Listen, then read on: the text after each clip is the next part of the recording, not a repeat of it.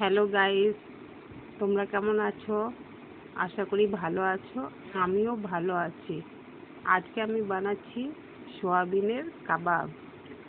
প্রথমে সোয়াবিনটাকে আমি গরম জলে ভিজিয়ে রেখেছিলাম। এরপরে সোয়াবিনটা গ্রেট করে তার মধ্যে মশলার মধ্যে দিয়েছি পেঁয়াজ, রসুন, আদা, জিরে, লঙ্কা বাটা আর সামান্য পরিমাণে একটু বেসন দিয়েছি। এরপরে হাতে করে আমি মেখে নিচ্ছি। খুব ভালো করে মাখতে হবে এটা মশলাটা। এরপরে এটার ছোট ছোট লেচি তৈরি করে নিতে হবে। ছোট ছোট লেচি তৈরি করে নিচ্ছি আমি।